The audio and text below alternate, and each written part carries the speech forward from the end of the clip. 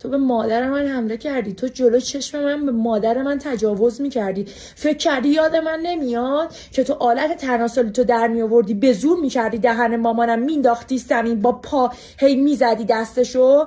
فکر کردی یادم نمیاد موهای مامان منو میکشیدی پرتش میکردی تو دیوار، اینقدر سرشو کوبونده بودی به دیوار که 30% گوشش کر شده بود. جلو چشم من تو به مامان من تجاوز میکردی. کثافت سپاهی.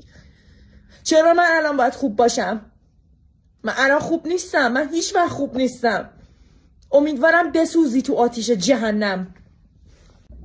شما فکر کردین سپاهی که به بچهای خودشون رحم نمیکنن به شما رحم میکنن؟ وقتی توی خانواده سپاهی به دنیا بیای، یا تو اون چیزی که اونا میخوان یا میمیری.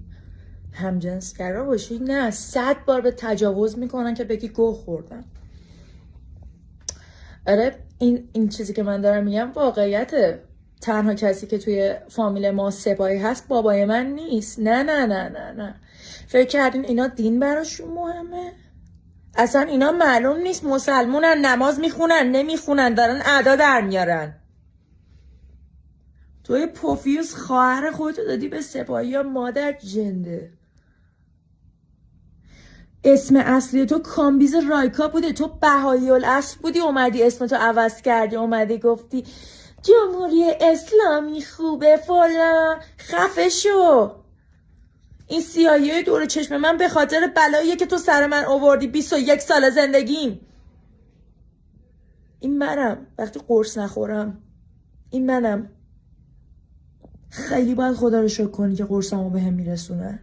خیلی باید خدا رو شکر کنی سازمان ملل منو چک میکنه از نظر روانی. اگر چک نکنن من انقدر عصبانی میشم که دونه به دونه گوهایی که خوردی رو میکشم تو اینترنت.